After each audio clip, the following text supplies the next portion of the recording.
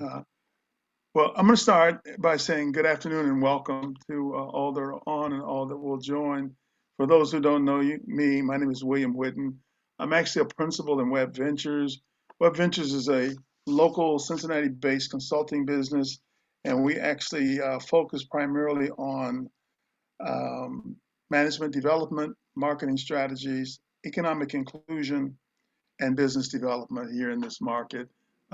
We are all ex-Proctor. It is my partners are Henry Brown, Howard Elliott, and myself. So don't punish us. When we came out of school, nobody would hire us for P&G, and we took them up on that option. But we're going to do this. Today, we're actually partnering along with the Uptown Consortium, and that is Beth Robinson and her team. On the background, you won't see her today, but it's Brooke Duncan from Beth's team. Brooke is behind the scenes doing all of the things to keep this webinar moving forward. We all want to say thank you to Brooke for all her work and effort in pulling this thing off, because it has been some work. On the other side of that team is a young lady by the name of Bridget Castellini. She is with Wordsworth. They have handled our PR and pulling our graphics together for the seminar, and want to say thank you to them at the very beginning of this program, so we won't forget to say thank you. We're also partnering with the Committee for Pathways to Careers in Construction and Innovation. It is a committee that we've put together in the Uptown corridor of MLK and Reading Road to really look at bringing the jobs and the future kind of jobs and wages that will come with an innovation corridor. That has been one of our primary elements of putting this whole process together.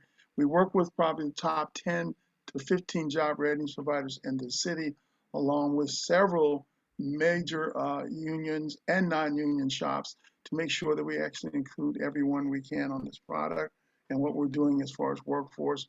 Our partners in that are companies along with the CPS. So we work directly with Chandra Murphy and Laura Mitchell, and we also work with the University of Cincinnati, as well as Cincinnati State, to make sure that we are doing what we think the future work should look like in our innovation corridor. Um, the webinar we're bringing today is one of an apprenticeship, is consistent with our effort to bring programs to people in Uptown to acquire the job skills for careers of the future. And we do mean careers of the future. We can't tell you what an IT job looks like in this innovation corridor. We can't tell you what analytical skills might be required. We can't tell you what manufacturing might come as an outgrowth. All we can do is help prepare people to think about those processes and get out in front of those. This webinar is designed to provide some initial information regarding apprenticeship programs and insights to these opportunities for adults 18 years old and older. So if you're looking for a career change and you're 35 years, this might be a seminar that you might want to hear more about as we move forward in our series this year, because this could be career changing for you. We really don't talk about jobs in our work, we talk about careers. Careers make things happen. Most of the careers that will be in innovation quarters start around $55,000 a year. Most of those, I'll say it again, start around $55,000 a year. And we want to make sure that we have all the opportunities that we can make available for the residents of Uptown and Cincinnati to take advantage of those career changing opportunities. Today's panelists represent some of the leading apprenticeship programs and some of the best subject matter experts I could put together. These are friends. At least that's what they call me today. After this, they may call me something else. But we have people from Cincinnati talking about construction, healthcare, information technology, manufacturing, and supply chain. Today, I've been lucky enough to reach out to another friend and say, could you moderate this for us? And what you see on the screen right now is James Watkins. That's his given name. He goes by Jim. I call him James. I like that because he is who he is. James is the president of Traversy Construction. Mr. Watkins has more than 30 years. He looks young, guys, but he's got over 30 years of experience leading all business phases of construction, management, general contracting, and Traversy's Craft Force division. He's responsible for leading the company's day-to-day business operations and executing the company's annual business plan, giving him oversight of profit and loss company-wide. So you can see that we have a panel of people that even the moderator brings great skills with you. I've known him for a couple of years. He is not from Cincinnati, nor am I, nor any of my partners. He's a Chicago kid that's embraced Cincinnati like I have as home, and we're just trying to make something different happen here with opportunities that we know exist and will come in the future. Today also, if you have any questions, we would ask you to put them in the chat, and then Brooke will grab those and send those out to either Jim or to someone on the panel for your answers. So without further ado, I turn it over to Jim Watkins from Triversity. Jim, I thank you again. Thank you, Bill. Glad to be on board. As Bill mentioned, 30 years in this business. When I started off, my hair was up here. It's dropped down to here, and it's turned gray, as you can tell. I am really excited to be a part of this program today. In fact, I think I commend Bill, his partners, his partnership, his team for putting this on. I remember when we first talked about it, I thought, that's a great idea, especially around the area of apprenticeships. I remember growing up, and just most commonly when you hear the word apprenticeship, you think construction. But one of the unique things that I love about Cincinnati is that if there's a different way to bring something to the forefront of doing things, this is a city that does that, which is why I really am glad to say that Cincinnati is a destination, not a stop. So glad to be here. Just a little bit more about Triversity Construction. As Bill mentioned, we're a construction management company here in Cincinnati. Construction management, general contracting. We do have our own self-performance drywall division here in the city, as well as a supply company called Parent, which is a new venture that we've started here as of late. As far as size, we're about a $9,500 million company, 100 employees. Some of the market sectors that you'll see our work is commercial office, a lot of healthcare, mixed use office, and some residential as well. So those are the places where we hang out. The company's been around for 15 years. We've enjoyed the many opportunities with the great customers that we've had, and look forward to many, many more years. And hopefully today we give you all some insight on how to further join this team and the others here in the Cincinnati region in this space of apprenticeship, starting off in apprenticeship. We're specifically in construction, but as Bill mentioned today, we've got a host of folks that are going to talk through some other industries that are here that I think are very, very unique when you hear the word apprenticeship, that you don't often hear associated with their market sectors. All right, so to get us started off, I am going to first bring on deck Mr. Chris Frydell. Chris, are you there? I see you. Yes, sir. Awesome. Just give you all a little bit of background on Chris. He's Assistant Director of the IBEW Electrical Apprenticeship and Director of the Greater Cincinnati Apprenticeship Council. Mr. Frydell has spent 31 years as a union construction electrician. He is currently the Assistant Director of the IBEW NECA Electrical Apprenticeship Training Center. Chris is going to start us off with just sharing a little bit about his presentation in the space of apprenticeship. Chris? Yep. Thanks, Jim. So I want to start off by thanking everybody that was involved putting this together, and thank the individuals that I'm not sure are out there but are listening to this. Thanks for your interest. So as I said, my name's Chris Frydell. I'm the Assistant Director of the International Brotherhood of Electrical Workers Union Apprenticeship.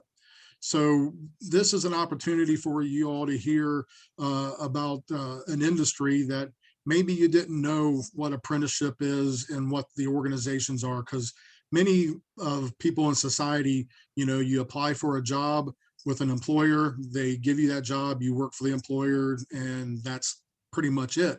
But with our opportunities, whether you're an electrician, want to be an electrician, plumber, pipe fitter, sheet metal worker, roofer, laborer, cement mason, bricklayer, 18 different occupations in the union building trades, there are an apprenticeship. And the apprenticeship is kind of like the training arm for the union and the contractor organization that is a part of that industry. So for instance, in my electrical industry, the IBEW, International Brotherhood of Electrical Workers, is a union that represents the 1,500 electricians in the Cincinnati area. We have 350 apprentices going through our 5-year apprenticeship program. And we have around 45 contractors that are signatory, that are partners with the IBEW. And they basically solely employ only journeymen, which is people that have went through the apprenticeship, and apprentices, people that are learning to be a journeyman and be an electrician. So you'll never see an ad in the paper for these 45 contractors in the Cincinnati area. So with the concept of earn while you learn, and hopefully in the chat, we'll get some websites, 212JATC.com and earnandlearn.com. So the 212JATC is the website for my electrical apprenticeship. And you click through a couple links and that'll get you to the information about how to apply, if I don't give that to you before we get out of here in 10 minutes. But also the earnandlearn.com is a website. As Jim told you, I'm the director of the Greater Cincinnati Apprenticeship Council. And that pretty much means when I go and do outreach to community organizations and schools, I talk about my apprenticeship. But you know what? I don't think that everybody can or wants to be an electrician. So if you want to be, like I said earlier, a carpenter, plumber, pipe fitter, laborer, bricklayer, sheet metal worker, earnandlearn.com is your website to go to see the union building trades apprenticeships in the Cincinnati area. Okay. So as an electrician, our apprenticeship is 5 years long, and or should I say 5 years short. Depends on which you know, if your glass is half full or half empty. But so we are training you to be an electrician. We have 45 contractors that work for customers that want electric work done. And you know, the simple fact is we're not born with the knowledge. So an apprenticeship, you know, is a great opportunity day by day to learn those skills. You know, apprenticeships have been around for a long, long time, all the way back to the Egyptian era. But you know, the form that we look at today, they're certified by the state and then also the Department of Labor. So we tell you coming in, you know, how long the apprenticeship is. We give you, you know, as an electrician, you're going to get 8,000 hours of on-the-job training. You're going to have at least 900 hours of classroom training. That looks like, what that looks like in our space is earn and learn, you know, earn while you learn. You work for one of our contractors, making good wages and benefits during the day. And just like high school schedule, you go to school 2 nights a week. Obviously with the pandemic, kind of changed our the way we do school. A lot of it, the lecture classes are online, just like we're watching now. And then the hands-on classes are in person, currently social distanced, smaller classes. So we're continuing to move forward. And for some of you that might be concerned, we are considered an essential worker. Buildings need to get built, and there's a lot of things that ride on, you know, financial aspects and time frames. So we do practice safe practices on the job as much as possible. So your school is 2 nights a week, online or in person. You're off like 3 months, just like high school schedule during the summer, and then you start back up in August or September and go through April or May. The interesting thing about our curriculum as an electrician, and I'm hopefully thinking that you may know what the electricians do, but we work, you know, typically in construction, it's residential, commercial, or industrial. The majority of our 45 contractors work in commercial and industrial. So commercial is like schools, hospitals, you know, businesses, and industrial is like, you know, factories, power plants, industry, that like heavy duty industry. So you're working, for a contractor, you're earning good wages and benefits, you're taking classes in the evening, getting your education. And as you go through the 5 years, the curriculum that you're taking in the apprenticeship gives you, with us, you get 60 college credits that you can put through with our partner at Northwest State Community College, and you need 7 gen ed classes to get a degree. So most apprenticeships, union apprenticeships, have a good amount of college credit, and you can turn that college credit into a degree if you would like. But for those of you that are interested in working and making money, one of the greatest things that I can tell you about apprenticeship is that your raises are based on the-job training hours. So, we're one of those industries where it's show up. We don't have the ability to work from home to build a building. You got to be there at that building. And so every hour, every 8-hour day, 40-hour week, 160-hour month, up to a certain time frame, when you reach those hours, you get your raise. So for instance, our first period of apprenticeship starts out at $14.09 an hour, and that's for the first 1,000 hours. We consider 2,000 hours to be in a work year. So your first 1,000 hours, you're making the $14.09.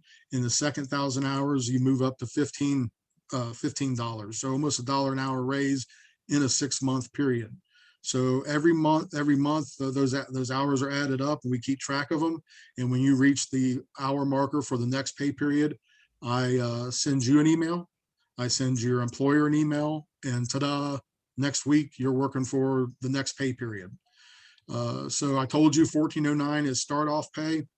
As you progress through the years of apprenticeship, your fifth year apprentices in today's money make $40,000 a year, so over $20 an hour.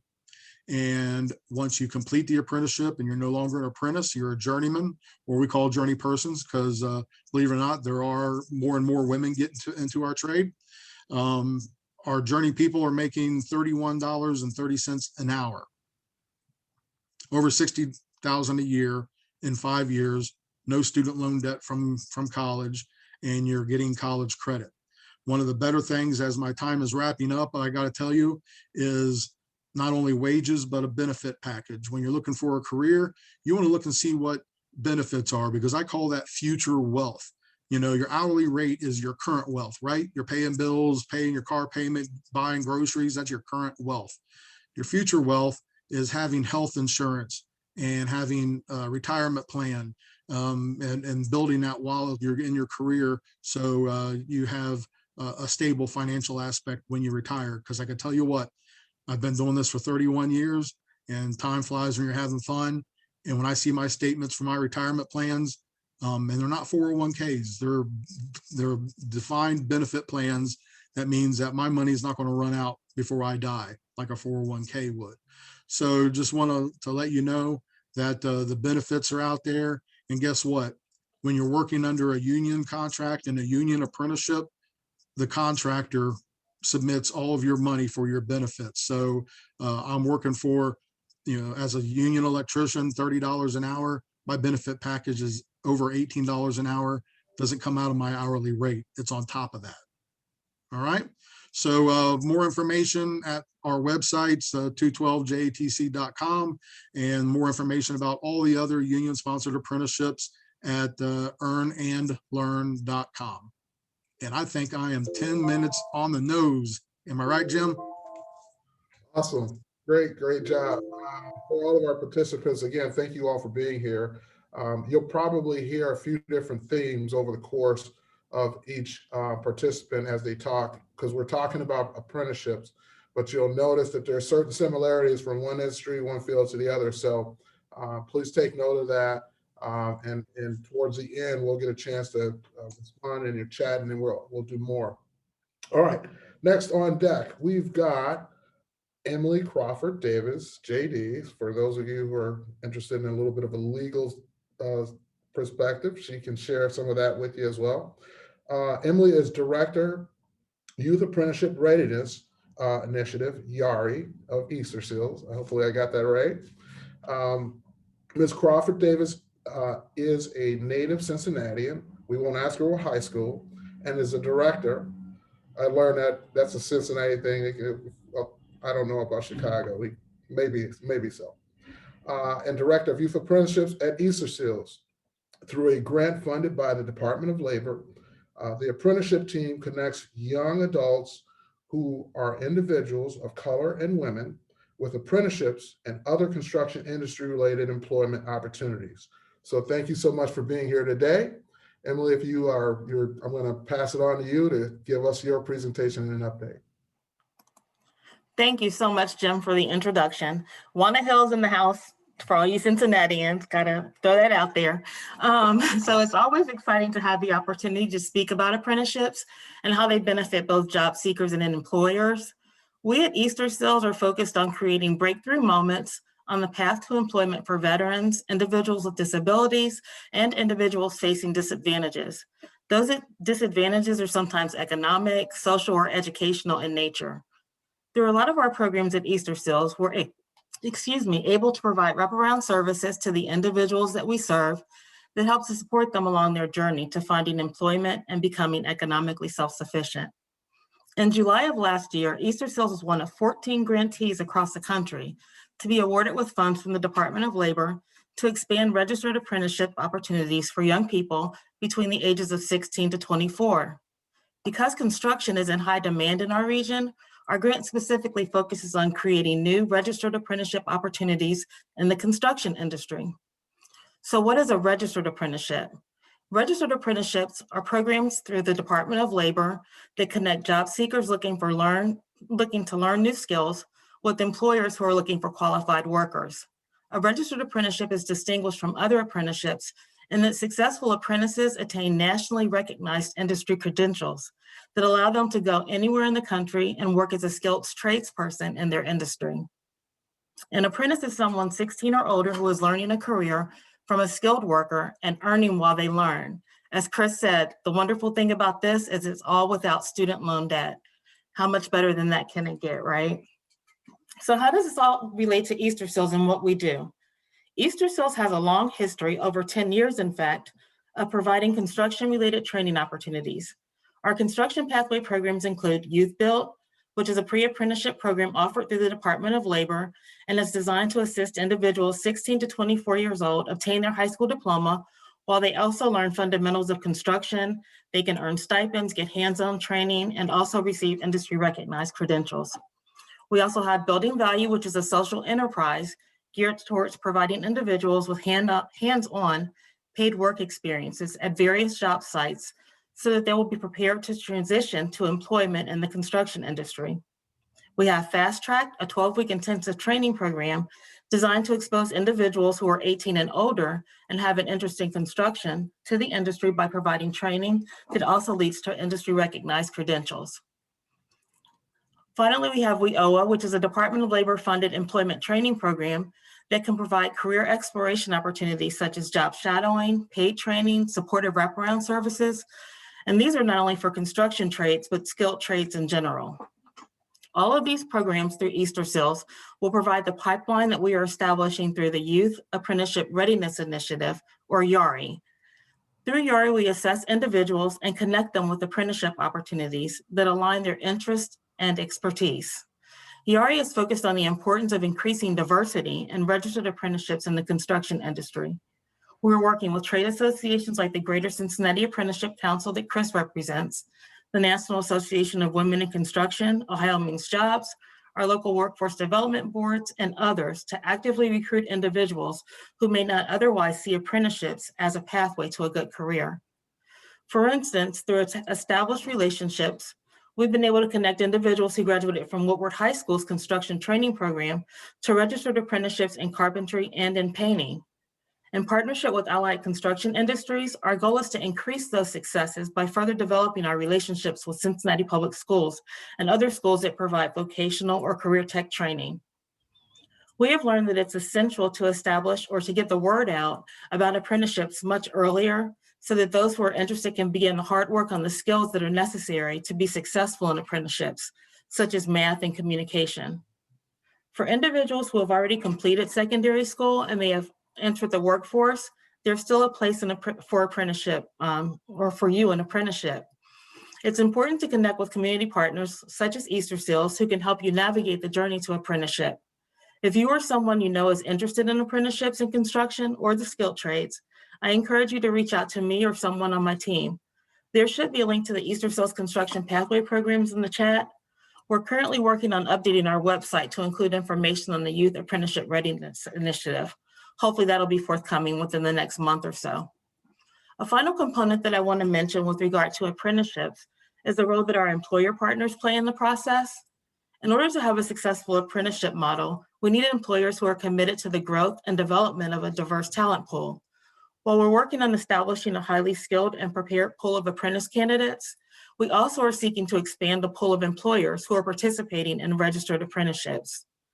Through the YARI grant, the Department of Labor has empowered us to establish one new apprenticeship and to expand 4 existing apprenticeships.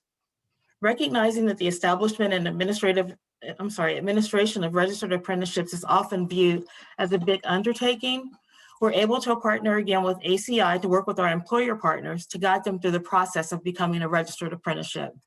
This is exciting because it allows us to assist employers who previously may not have embarked upon this opportunity. If you're an employer who is interested in exploring how a registered apprenticeship might assist your business, I also encourage you to reach out to me. Thank you all for the opportunity to share my perspective on apprenticeships, and I look forward to connecting with you.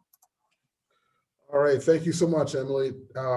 Great a bit of information, and I can tell you firsthand that building value program that you have is awesome. We've had quite a few folks from that organization come work with us, and it's a great organization. So thank you. I appreciate that. Thank you, Jim. All right. All right, next on deck, we've got Hope Arthur. Hope, are you there? I am. We're plugged in, and we've got all of our little technical bugs worked out. That I say that really to remind myself that I got to keep still because I don't want to disconnect or move something wrong. We'll be off. Yeah, don't disconnect now. That would not go well for any of us. All right, so Hope Arthur, Director, Workforce Innovation, Health Collaborative. Since 2016, Ms. Arthur has led the region's Healthcare Workforce Advisory Council. Originally with Partners for Competitive Workforce and now with the Health Collaborative, in this role, convenes employer-led partnerships to address talent shortages and skills gaps in the regional healthcare labor pool, while also developing equitable health career pathways. Hope, welcome aboard. Thanks for being here. Thank you so much, Jim, and thank you all for including me in today's discussion. Healthcare is not usually the industry people think of first when they think of apprenticeship, and there's good reason for that. But over the last several years, my work really has focused on building a regional registered healthcare apprenticeship system. We believe that this is going to be instrumental in increasing the quantity, the diversity, and the preparedness of people for entering into health careers, and will also, as importantly, better support each person as they learn and earn into their new roles. We also believe it will increase employee retention, which is a huge issue for any employer out there. And we're seeing that already with our first few apprentices that have been hired. Key to the approach that we have is building one system to best prepare students and job seekers alike for careers in health, and that includes multiple options for the graduates to enter health careers after completing, including directly hiring into entry-level roles, hiring into the registered apprenticeships, and or continuing on post-secondary education. Many of the students and job seekers do continue their education as apprentices. Well, obviously as apprentices, that's part of it, but as a direct hire, they can be doing school at the same time and allowing the employers to pay for it. One of those benefits that we've already been addressing. Another important facet of this is once you're hired, if you choose the direct hire route with an employer, then incumbent workers, employees, have an opportunity to still advance through apprenticeships. And we're going to talk about that in a second too.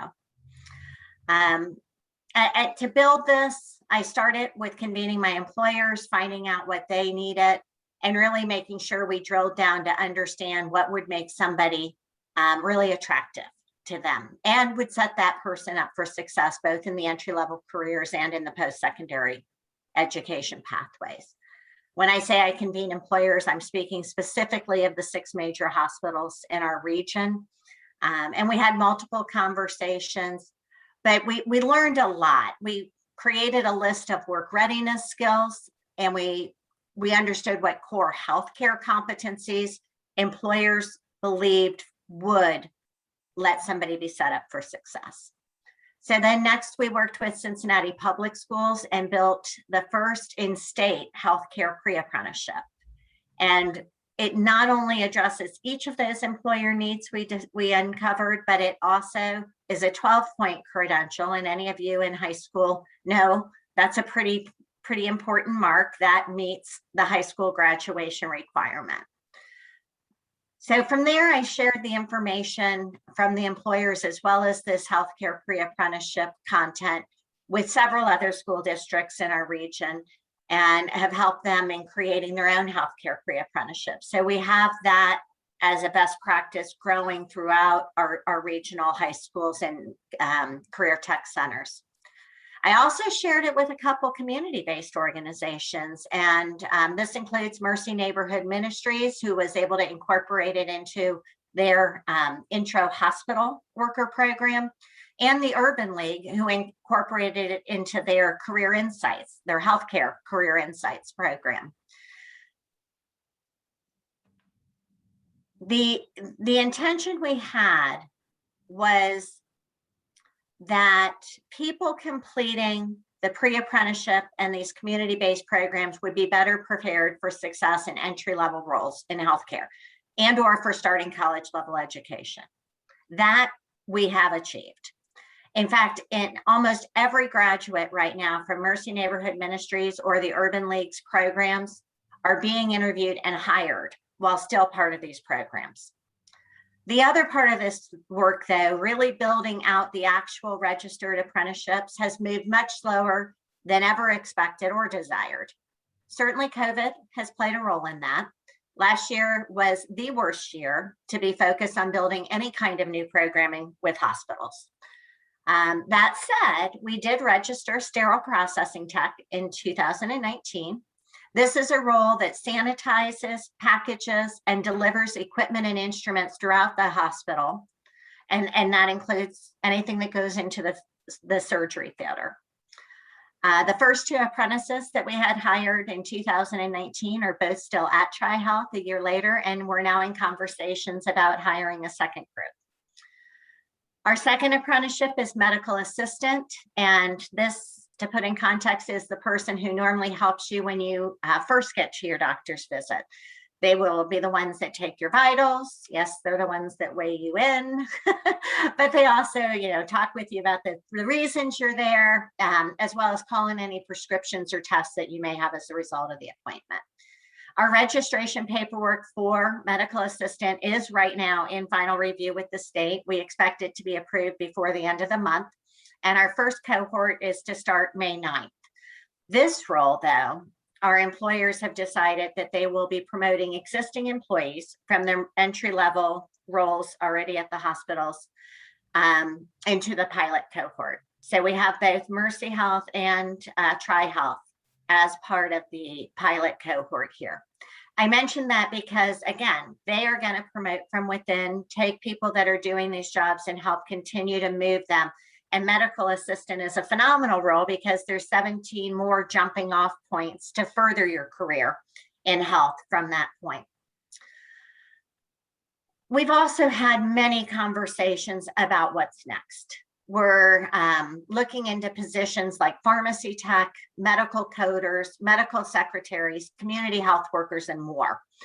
I am meeting with the employers this week and again in a couple weeks to start setting more specific direction. I wish I could tell you I knew more now. All I know is that this is a big bet strategy for healthcare, and The best way to follow our current and our future apprentice opportunities is to watch our website and sign up for our newsletter. And if you know you are interested in applying for one of the existing apprenticeships, the first step is to complete a screening application that lives on our website. And Brooke, I know, will be putting the link to that website up in the chat.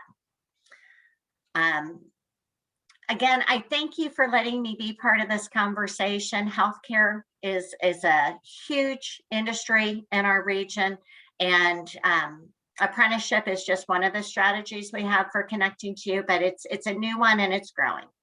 Thanks so much. Oh, that's great. Emily, I'm sorry, Hope, as you, talked about the big six, I call them the big six healthcare providers here in our region. I think that's great because they are all on board, and it's evident in just the things that they do. So I think that's great. Thank you for that. Thank you. We'll look forward to questions and talking more about that here shortly. Thank you so much. All right, next on deck, we've got Vicki. Are you there? I think you're on mute. There you are. It's good to see Hope. I was just trying to wave to her before she left to say hello. Awesome. Thank you so It's been a much. while. We've got, okay, so we started off with construction. We talked about healthcare. Now we're going to transition into manufacturing. So with that, Vicki McMullen, EDD, Client Relations Manager at TechSolve. Ms. McMullen is Client Relations Manager at TechSolve and also serves as the Project Manager for the U.S. Department of Labor Scaling Apprenticeships Grant. She has in-depth corporate and nonprofit professional experience. So Vicki, thank you so much for being here. I'm going to turn the mic over to you to share. Good afternoon to everyone. As Jim mentioned, I'm Vicki McMullen, and I work in client services with TechSolve. And TechSolve is the MEP, the Manufacturing Extension Partnership for our region. TechSolve provides manufacturing solutions to improve companies' business operations. I'm also, as Jim mentioned, serving as the project manager for the Department of Labor Scaling Apprenticeship Grant for our region. And TechSolve serves as the subrecipient. They manage the Department of Labor grant for our region. I want to give some historical overview of how we got to this point. In June of 2019, the Department of Labor awarded scaling apprenticeship grants to states throughout the country, including Ohio. In the state of Ohio, the awarding of the DOL grant was achieved through a collaborative effort of industry sector partnerships across the state, including our regional organization, the Advanced Manufacturing Industry Partnership, AMIP. The lead agents of this collaborative effort were the Ohio Manufacturers Association and the Ohio Manufacturing Workforce Partnership. An important goal of the DOL grant is to continue the expansion of apprenticeship programs nationwide and also to encourage the growth of apprenticeship programs and other industries, including advanced manufacturing. Also to offer a different type of apprenticeship program, different from a registered apprenticeship program, the scaling apprenticeship, which is a non-registered apprenticeship program. Ohio has committed to hiring 5,000 apprentices across the state. Our region has committed to hiring 600 apprentices. The Department of Labor grant serves 5 counties in our region: Brown, Butler, Claremont, Hamilton, and Warren counties. During the fourth quarter, I viewed labor market information for those counties. There were over 52,000 individuals that were listed as unemployed in those counties. There are 5 targeted advanced manufacturing career pathways being supported for recruitment efforts for the DOL grant. They are the following: production pathways. These are all roles involved in the manufacturing of goods: machining, welding, industrial maintenance, and industry 4.0 career pathways that include automation, robotics, advanced manufacturing, 3D printing. There are 3 apprenticeship models that are supported by the DOL grant.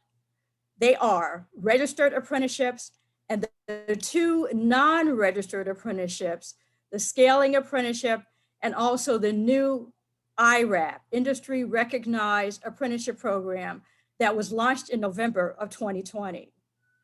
The goals for our region that are shared by the Department of Labor for this initiative are the following. First of all, to build a talent pipeline for local manufacturers, increase candidates by reducing the challenge of finding individuals, and fuel economic growth through the development of apprenticeship programs. Also, to increase the diversity of participants in apprenticeship programs.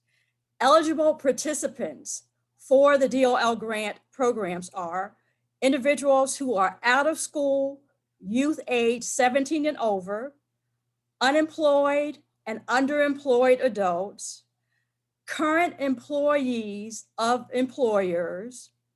Also, there's a particular emphasis on hiring veterans, women, people of color, and also ex-offenders. Additional goals include working with education and training providers. Our education partners for this grant includes Cincinnati State, Butler Tech, Great Oaks, Festo Mechatronics, Sinclair Community College, and Warren County Career Centers, and we're going to grow that list very soon. In addition, we want to work with community-based organizations to develop programs that meet our common needs. We know that there are individuals in the community that also need what's offered by this grant. We want to increase the skill of workers. We want higher wages for workers.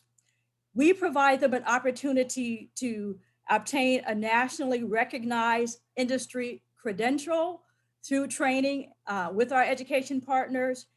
And we also want to provide those individuals with career advancement opportunities. So Jim, did I meet my 5 minutes? You know, you did, and I gotta tell you, that was very powerful. The information that you shared just was about what's going on just in the manufacturing space is phenomenal. So thank you so much for that. I mean, so far we've had construction, we've talked more about healthcare. You just kind of wowed us with the manufacturing side of opportunities as an apprentice. And I think that's great because that is something. And I really do want to have one more comment because this is a collaborative effort. We've partnered with Easter Seals with Emily, and we're interested in partnering with more community-based organizations. Sure. We've reached out to the Chamber with Christina, so we're aware of the things that they're doing. So we're really excited about this grant because we know that it is a collective effort. The only way that we're going to succeed is if we work and collaborate together. And so I'm excited, really, as I said, you know, in working with these community-based organizations and finding out more about what they're doing and also what the needs of their constituents are as well. I won't take any more of your time, Christina. Hello. Hello, it's so good to see you, Vicki. Thank you so much. Thank you again, Vicki. All right, Christina, great. Thanks for joining us. All right, so now we've got information technology on deck. So we're going to talk a little bit about that. So we've got Christina Masali, Apprentice Program Director, Cincinnati USA Chamber. Christina is an HR and talent management professional, currently serving as a senior leader of talent connections at the Cincinnati USA Regional Chamber. She manages Apprentice Cincinnati, a registered apprenticeship program for tech talent, as well as the work-based learning experiences with local high schools. She is also responsible for various workforce initiatives at the Chamber, including higher education relations, pre-apprenticeship offerings, and various technical skilling initiatives. Thank you so much for being on board with us, Christina. I'm going to turn it over to you to share more. Wonderful. Thank you, Jim. Really excited to be here. Wanted to give special thanks to everyone with WEB Ventures and Uptown Consortium for having us today. And I'm really excited to be a part of all these great panelists. There's such a wealth of knowledge and information. And as you can see, there's a lot of overlap between all of our worlds. I'm excited to shed a little bit of light today on IT and kind of my experiences so far. A little bit of data for you. I know in 2019, there were actually almost 40,000 openings across the Cincinnati region in IT related jobs. So some of the efforts that we're working on through Apprentice Cincinnati is how can we fill those roles through registered apprenticeships? You know, we've talked, as you said, Jim, about manufacturing and IT and healthcare, and IT is no different. We want to utilize all of the great solutions that registered apprenticeship brings to help fulfill some of those or fill some of those openings. We are an affiliate partner of Apprentice who's based out of Seattle, and our whole mantra is around taking this registered apprenticeship program to bridge the tech talent and diversity gaps so that we can ignite a new paradigm to develop untapped talent and strengthen the tech ecosystem nationwide. So just a small task to make sure we're unleashing, untapped talent. But that's something we're really excited about today, is taking this framework that we're digging into and how can we make it work for our region. One of the things has been mentioned, Emily brought this up, but I know Hope and Vicki as well. We're really focused on diversity and inclusion and how we can remove bias throughout the interviewing process. So we'll talk about this a little bit in detail in a few points, but for us, we're looking at how can we evaluate people based upon their aptitude and their previous experience and help them get into these roles in IT and support them throughout that process. So like all of our other partners today, you'll hear a lot about mentoring and support throughout on-the-job training. And that's something that's very, very important to us with Apprentice, because while all are welcome to apply, we're definitely focused on women, minorities, and veterans to expand and diversify that talent base within IT. A little bit about the Apprentice numbers as we look across the country. The program's actually placed over 1,000 apprentices and have over 60 employers that we're working with. So it's definitely something that a lot of people have bought into. For anyone considering an IT apprenticeship today, I'm excited to announce that the median salary of apprenticeship is about $64,000 for someone that's going through this program. And also, our OJT completion across the country is almost 80%. And I can share some data specific to the Cincinnati area here in a little bit. One thing I like to focus in on, what is the apprentice experience? So you're hearing so much about these programs. How do you get involved? For us, I mean, we're really looking for people who have the grit and tenacity to commit to this new career. You know, they're hungry to learn more about IT. And really how you get started is taking an initial aptitude assessment with us. This measures math, soft skills, and critical thinking. And then we move these individuals through a variety of interviews, and then they actually meet with the employer who extends that offer of apprenticeship. And when we're talking about apprenticeship, I know this has been brought up previously, there's the related instruction period and then also the on-the-job training. So for us, for related instruction, what's so perfect for these candidates is that as an apprentice, your training is actually paid for by that employer that you interviewed with. And we're working with partners that are well known within the industry, Max Technical Training, Tech Elevator, Perscolis, Cable Academy, the University of Cincinnati, Cincinnati State. So building up these local ecosystem partners, helping to support all the great work that they're already doing. And as our individuals graduate from their boot camps and their training programs, they move, those are traditionally around 10 to 15 week programs. They move into 2,000 hours of on-the-job training. So similar to those other programs, it's just that we kind of front load that classroom section. And then you move into the on-the-job training where you begin to receive a salary and benefits from that employer. So it's nice while you're going through that training, you're able to focus on your studies and immediately apply them when you start that on-the-job training, because that is full-time employment. A few things I wanted to note, because I know salary came up earlier. The state of Ohio mandates the minimum salary that our employers can pay. For that first half of on-the-job training, it's a minimum of $15.75 an hour, followed by a bump at that midpoint to $18.50 an hour for individuals that are meeting all of the required competencies and skill sets. Couple additional items from a detail standpoint and how you apply. You do need to be 18 years old of age, and they actually just waived the requirement for a high school diploma or a GED equivalent. So we're really able to look at individuals that have that aptitude to be successful in this IT career. There are different financing options available, different resources that we have, but it is important to note that the payment begins when the individual starts on the job training. We also have opportunities with employers that focus on reskilling existing employees. So for any of our employer partners that are tuning in today, you know, that is something that we're certainly open to and excited to explore and make sure that we're expanding the widest net to ensure that we're filling some of these roles that are such critical need here in Cincinnati region. A little bit more data about our Cincinnati location. We have about 12 different hiring partners ranging across industries, you know, employers as large as Procter and Gamble through individual departments like NKUIT at Northern Kentucky University. We work with the airport. We are working with UC Health. We work with Total Quality Logistics, Kroger Technology and Digital, Great American. This is a program that employers of all sizes can participate in. And also, we've moved about 50 people through this program since we started.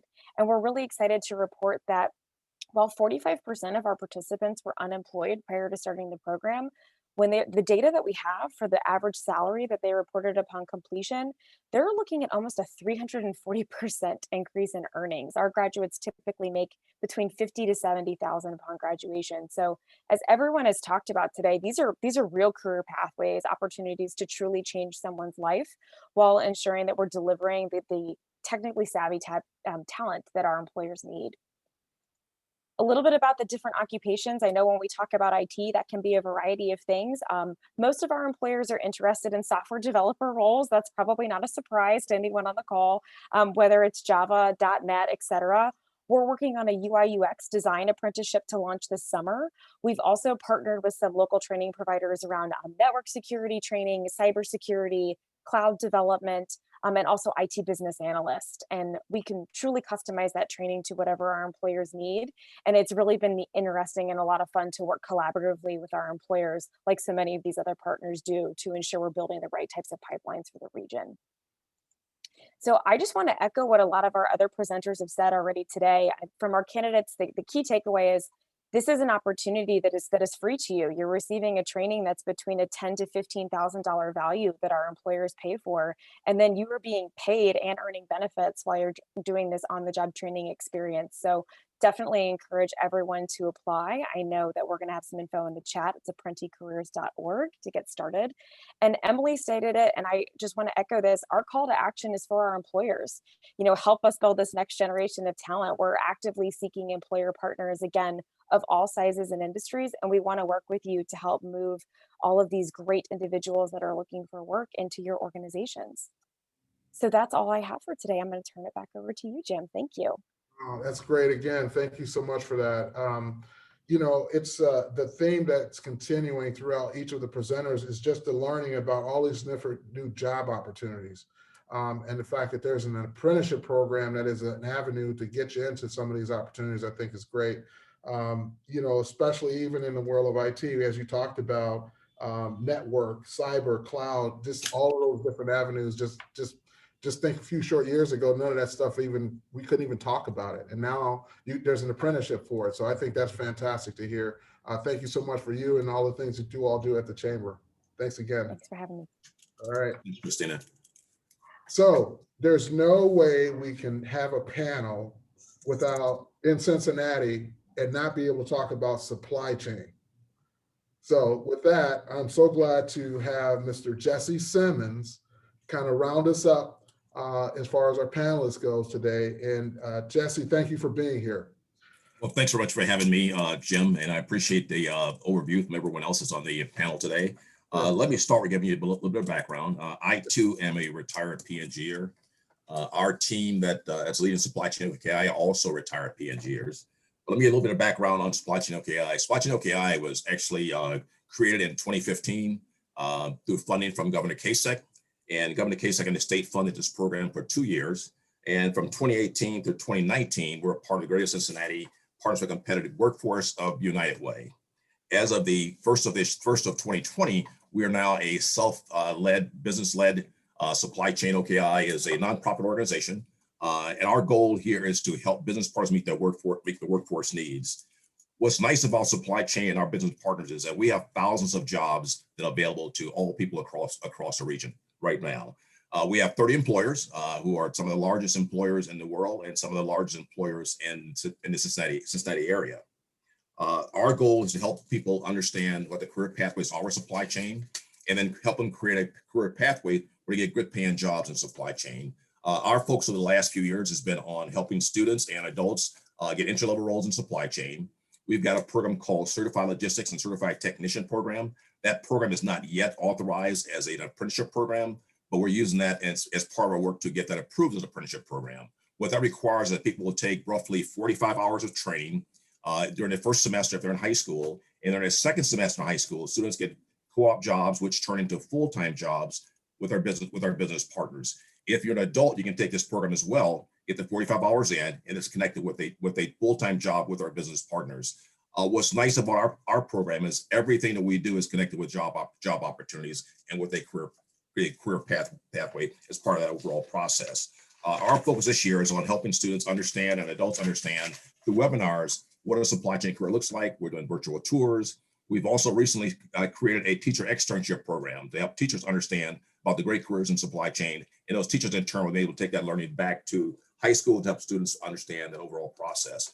Our program to date, we've had roughly over 300 people have gone through the program, of which 200 of those students were actually high school students. They completed the Certified Logistics Training Program and got jobs in supply chain. We've had 100 plus adults go through this program and get jobs in supply chain as well. One of the things that people need to understand about supply chain is almost every job you can think of. And Christine just talked about IT. IT is a key part of supply chain. In terms of finance is a key part of supply chain as well. Operations management, HR is part of supply chain. Our goal is to expose people to supply chain and give them an opportunity to get their foot in the door with entry-level roles and then be able to grow their careers and go whatever direction they want to go.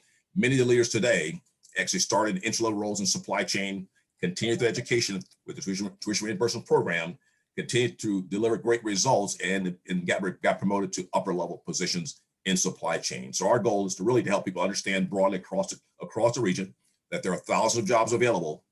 While you're in school or not in school, you can use tuition reimbursement to continue education and then grow your career. That's a quick update of what's taking place. Our team consists of youth program leaders. We're in roughly over 40 high schools today, and we're talking to thousands of students. We have a community program, and our goal with a community program is to help people get smart transportation to get to and from jobs. One of the challenges today is that people don't have transportation, so we're connecting that piece as well. And we're also connecting to that program the Certified Logistics Training Program, so people get training will then also get connected with job opportunities. Again, that's not approved yet. We're in the process of getting that approved, but that gives you an overview of what's taking place in our region. Procter & Gamble, TQL, Amazon, DHL, Cintas, Castellani are some of our partners that's supporting this work along with Kroger. Any questions? No, Jesse, thank you so much. You know, and one of the things I will be remiss, I want to be clear. I want to tell our panelists a little bit more about who you are. Jesse Simmons is president of Supply Chain Solutions. So that's for those of you that want to learn more about him. And in fact, to tell you more, it's a collaborative of employers, educators, and community organizations focused on finding workforce solutions for supply in the supply chain industry. So I just want to make sure that our panelists understand a little bit more about who you are, because that was great information and feedback just to let them know about who we are as a group. So thank you so much for sharing on that as well. Let me add one more thing, Jim, is that our website is #SupplyChainOKI. Okay. And if you have anyone that's looking for job opportunities, want to learn more about supply chain, go to #SupplyChainOKI, click to jobs tab, and you can start to explore job opportunities with all different business partners. Awesome. I'm gonna probably tell off on myself when we start talking about hashtags. I think if we all remember that commercial, I might be that person that gets it all confused about what's the hashtag. All right, so I just put myself out there. I do have a few questions for our panelists here, and as we kind of move through the end, right, turning the corner on the program. Again, thank you all so much for your participation. As we kind of talked about, we've got these different market sectors. We've got construction, healthcare, manufacturing, information technology, and supply chain. One question that comes to mind is, and I'm going to go back to you, Jesse, on this one. And it talks about particularly the criteria, what are the criteria or background needed to become an apprentice in the supply chain? And I may ping one or two of our other panelists as well on that. But if you could share, because we got a broad base of folks, of panelists here. And so if you could just kind of share the criteria if I'm interested in becoming an apprentice. So currently, as I said earlier on, we do not currently have an apprenticeship program. We do offer certified justice training and certified technician training, which is certified with industry standards. We're in the process of getting that approved, but what you need to be able to do is be able to pass the test. If you pass the test, it's about roughly 45 hours of training. Once you pass that, we connect everyone that goes to our program to a job. So whether you're an adult or a high school kid, if you're a high school kid going through our co-op program while in high school, you will be interviewed and you'll get a job opportunity.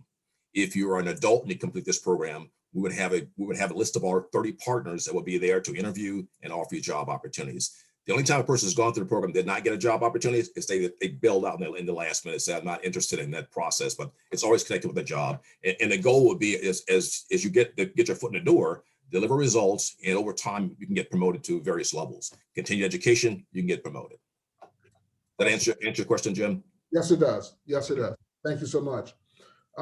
Next question is, I'm going to ask Emily. This one is for you. Is there interest in working with local schools, career technical education programs to create a pipeline of potential employers that feed the apprenticeship operation? Yes, definitely. Thank you for asking that question, Jim. I think it's a great question. We currently partner with most of the vocational schools, so Butler Tech, Scarlet Oaks, there's Cincinnati State, Sinclair, there's a variety of schools out there who are currently offering vocational training. So we work with them, and then we partner with ACI to also connect with the high schools. They have a very aggressive effort in exposing young people to pre-apprenticeship opportunities. So I know currently there's an effort underway with Cincinnati Public Schools to increase the exposure to vocational and career tech training opportunities. So I think that most of us are connecting with those schools and individuals just to, again, create an awareness earlier on, because what we find is sometimes the skills that you need to develop in order to be successful in apprenticeship, like your math skills and good communication skills, need to be developed early on. So while it's not impossible for you to conquer those things when you're older, it's easier to address at an earlier level. So we're definitely connected with the schools and trying to make sure that our young people are well equipped to be able to take advantage of apprenticeship opportunities. Awesome. Thank you so much.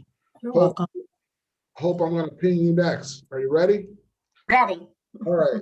I got to say, you started this. So healthcare apprenticeship. Those are really new. That's really a newer pathway than most of the industries represented here, even here today. Why do you think employers are more interested in building apprenticeships now? I want to answer that broadly and with regards to healthcare. Broadly, workforce is a huge issue for almost all of our employers. There are not enough workers to go around to serve all of the open positions that we have. And with COVID, this has really become worse, and we haven't seen the end yet. So the idea that the right employee already with all the skills is sitting at the ready, just waiting for your job to be posted, that's just not so. And employers understand that. They understand too that traditional education cannot catch up with their level of demand. So the need to get engaged and be part of the solution is widespread. And I think that's proof positive by all of us that are here on this call today. All of our employers are looking for people, and they're more than willing to help bring those people along so they do have the right skills. In healthcare, the shift was really solidified when Ohio changed its graduation requirements. And I don't know that this is just a healthcare fact, but my employers seem to always want to start first with how do we get more students aimed here? It's a great strategy. The challenge is students are not usually going to be ready tomorrow to start for an open position today. And so apprenticeship came in, but once they knew they could help impact graduation, they got more interested. and the alignment of students graduating from pre-apprenticeships into apprenticeships even heightened it. So all that has played a part in it. But I would say, besides the huge concern that workforce is, the one other thing, and I already said this before, but apprentices tend to stick much better, and retention is one of the only real strategies to get out of the hole that we're in right now for workforce. You can't just keep hiring and hiring and hiring. You need to keep everyone that you get. And that should be comforting to the people seeking jobs, that the employers want to invest with them, want to make it work, have their best interests at heart. Awesome. Thank you so much. Christina, I'm going to go to you next. In the space of IT, how long does a traditional apprenticeship last? And we're talking about apprenticeships, but much the same as Jesse talked about, if it's called something different, it still fits within that realm of apprenticeship. So it's kind of like that entry level into the space. So in IT, how does that, can you talk a little bit about that? Yeah, absolutely. So that's a great question. It's usually, I would say on average about 15 months, but it's everybody's favorite question. It depends because, or favorite answer, I should say, it depends because it depends on the role. So for us, the software analyst, which is our software developer track, that is around, like I said, between 10 to 15 weeks of training, and then you figure you have that year of on-the-job training. We usually say it's about a 1.5 year commitment because I want to account for the screening process and going through and interviewing with our program and interviewing with our employer partners. So on average, though, I would say about a 1.5 years from start to finish. Very good. Thank you. Vicki, I'm going to pitch it back to you. Similarly, in the manufacturing space, what would your feedback be or answer be with that same regard? I think you're on mute.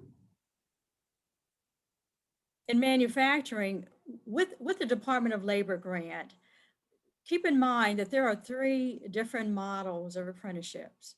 There's a registered apprenticeship, and there are 2 non-registered apprenticeships, the industry recognized apprenticeship program and also the scaling apprenticeship program. So with the registered apprenticeship, as Chris indicated, there is a structured pathway that individuals follow. Chris said his apprenticeship program is 5 years. In a non-registered apprenticeship program, if it's a scaling apprenticeship, which is the newest non-registered apprenticeship program, the design in terms of how long the training takes place, how long the on-the-job training also takes place, it really is depending on the design of the employer, which is why it was introduced. Many employers decided that a registered apprenticeship program was not a model that would work for them. What the Department of Labor decided to do was to introduce non-registered apprenticeship programs to ensure that if they were going to expand apprenticeship programs across the country, they needed to have additional models other than the registered apprenticeship program. They also introduced a new apprenticeship program, the IRAP. What they did, and the IRAP is a hybrid between a scaling apprenticeship program and a registered apprenticeship program. With an IRAP, an employer must provide, again, some type of structure, some type of on-the-job training. Again, they don't have to decide in terms of how many hours it is on training and how many hours it is with on-the-job training. However, with the IRAP, similar to a registered apprenticeship program, individuals who come to an IRAP program, they get a journey person's card. It is not, Chris, don't jump on me, it's not called a journey person's card, but they do get a card indicating that they've completed the IRAP. In addition, the employer gets a certification. So what the Department of Labor was trying to do was to please everyone. I'm not sure it worked, but they were really trying to please everyone. So your question in terms of how many hours, it really depends on the type of apprenticeship program that an employer decides to adopt. Okay, very good. Thank you so much. Chris, I'm going to come to you next. You described the path to becoming a journey person as an electrician specifically. The question that I have for you is, are there any resources that are available if I'm an apprentice, if I'm seeking to become an apprentice and I want to get started? You know, it's a job, of course, that's the avenue to get you started, but are there any other resources that are available to me as a new person coming into that space that may help me to, and I can name a number of different things. You can fill in a blank. What resources are available? Well, that's a great question. I think that, there's this kind of two parts with the aspect of, an apprenticeship, especially ours. There's the academic side, and then there's on the job training side. And, an individual needs to find out what they exactly like, what's their interest that they can see themselves doing as a career. I mean, just like myself, I entered this career and here I am 31 years later. So, you want to make sure that, you like what you're doing. Sometimes it's hard to get up in the morning when it's below zero outside and the wind's whipping around and you got to put on your Carhartts and your all your jackets and bibs and everything. When it's really nice laying in bed with next to your spouse. So, but you got to look at the light at the end of the tunnel, and the wages and benefits are the motivating factor. And, but I was fortunate enough to get married right out of high school and have a baby, and then 2 years later have another one. So I had a motivation, right? And that was to take care of my family. For our apprenticeship, and it's sometimes electricians, it's a little bit of a deterring factor, is that our curriculum is very heavy in math, algebra, and reading comprehension. So, I heard everybody groan when I said algebra. It's like, oh, we are one of those careers that, when you're in school, you're like, I'm never going to use this. Well, we are that career. But the good thing is for our apprenticeship is we test people that we're onboarding. That's the first process when you apply, is to take an aptitude test over algebra, 10th grade level algebra, and reading comprehension. Why do you think being an electrician, you might want to be able to comprehend what you're reading? Could be a bad situation, right? So we want to make sure that it's not a hurdle. We want to make sure, it's not a roadblock. We want to make sure that everybody has the basic building blocks so they're being successful, and if somebody comes to us without the ability to pass our aptitude test, we've also adopted work keys, and a lot of high schools, CPS, and other organizations can test individuals that are interested in work keys.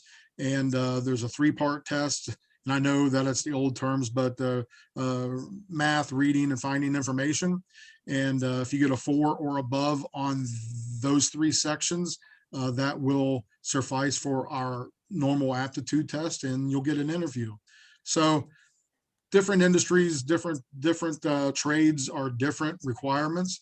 Ours is probably the most stringent. Then comes the plumbers and pipe fitters with their math and science type stuff like that.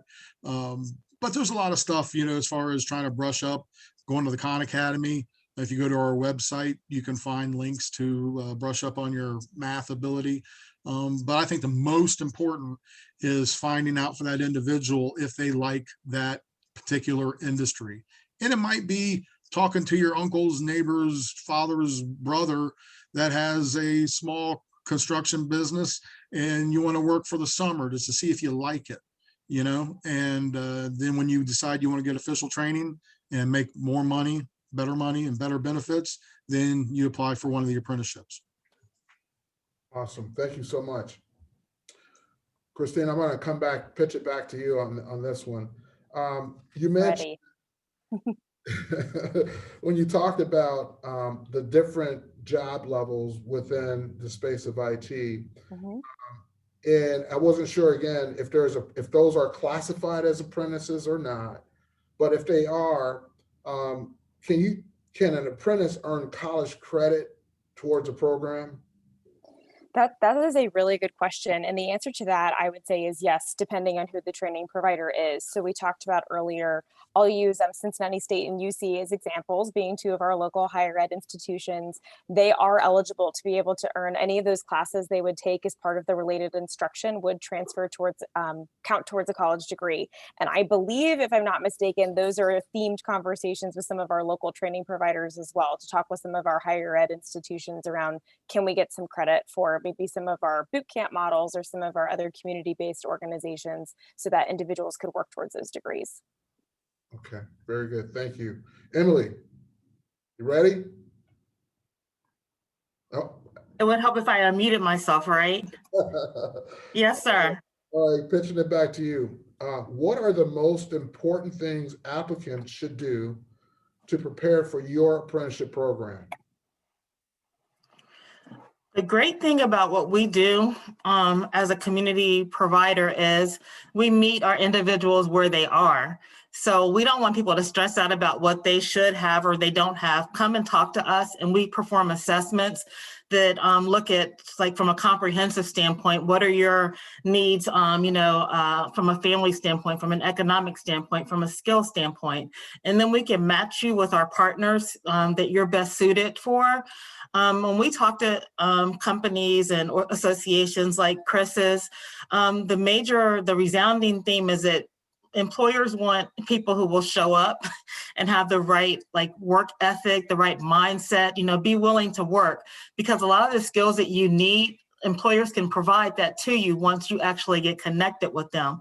So one of the most basic things is, again, just kind of evaluating where you are. What are going to be the barriers to you being successful, be it transportation, childcare, sometimes it's homelessness, that our individuals are addressing. So community organizations such as Easter Seals have, resources in place where we can address that and kind of help to remove those barriers. And then once you're actually connected with apprenticeships and other employment opportunities, a lot of our programs have follow-up services, so that once you're placed, like for a year, you get, the opportunity to kind of have a safety net. And while our goal is not to enable people, but to empower them, so we're really connecting them with other resources that are available in the community. So we're exposing them to all the, knowledge that we have, so that they can be successful from a long-term standpoint. Very good. Thank you for that. You're welcome. Jesse, and I just want to come back to you. And you may have talked about this, so I'm going to try and get a little bit more information on it. And this question is, do you get paid for attending classes related to the trainings that are associated in the supply chain? The training, you're not paid for the training, but you are paid once you start the job, and you're paid at a competitive rate. Wherever that employer offers a competitive rate, that's what you receive as a pay. Okay, very good. Got it. Next question, back to you, Vicki. Are you there? I am. Uh-huh.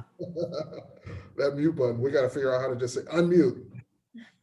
All right, going back, you talked about the different groups, the classifications Yes. in that space. Similar, as I've asked before, how does that translate to those that may have an interest in college credits? Are all of those programs that lead you towards a college credit, or is it just any particular segment of it? And I think Christina answered this question in her comments too. It really depends on the educational institution. Okay. For instance, Cincinnati State Workforce Development Center, which is their workforce center off the main campus. Many of the courses, the advanced manufacturing programs that they offer, you can get college credit and transfer it into an associate's degree program. So it really depends. Sinclair, same thing as well. So it depends on if they offer, if more than likely this takes place at a community college, more so than the career tech schools, like a Warren County Career Center, which is one of our partners, and Great Oaks. But this opportunity does exist at Cincinnati State and also at Sinclair. Okay, very good. And I'm going to get close to bringing us to a close here, so Hope, I'm going to come back to you. And question here for you is, what do you see changing in the near future as far as healthcare apprenticeships are concerned? That's a great question. I think we'll see more. And I think we'll see more higher level programs. One of the strategies in healthcare is career pathways. So I mentioned earlier, we're building right now the medical assistant apprenticeship that has 17 different launch points to a next step career. And with the employers already proving their interest in advancing existing employees, I see that being part of their strategy to help the medical assistants continue to advance. I know part of our audience today is students. The last thing I would ever want to be doing is talking to a high school or a college student about their last career. These are careers that we intend for you to be able to grow through. I also think we'll see a continued strategy along the incumbent worker. And I say that, I don't know that incumbent worker resonates, employees being a big part of the target audience in healthcare, and encourage anybody who's interested to look at what's out there right now and get started in an entry-level career, knowing that you'll have opportunities long-term if that's where you want to go. Awesome. Thank you so much. And, you know, just thinking about just our past lives over the past year. So we know the big spotlight hit healthcare over this past year, probably more than any industry that we've ever crossed paths with. So with that, I'm going to thank all of our panelists. Thank you all for your participation, your time, and sharing today. Bill, I think this was phenomenal. Thank you for the opportunity to just kind of hang out with the crew and share, you know, the different industries that we just talked about today. It's so Cincinnati: construction, healthcare, manufacturing, information technology, and supply chain. I just think that we're in a great place at a great time to talk about it, whether it's a true apprenticeship program or the likeness thereof, much the same as Jesse talked about himself. So thank you for this opportunity. I'm going to pitch it back to you for the last words before we wrap up here today. Well, thank you everyone on this call. I really do appreciate all of you. You know that. As I said the other day, we're probably going to try and run a series of these through the rest of the year and just spotlight one arena at one time. So you'll have maybe a 30-minute gap of time that you've got to figure out. Chris can do it. I know. I'm not worried about it. I know it. Vicky, I'm gonna smile, but I know you can also. But I know everyone on this call, I really do appreciate it.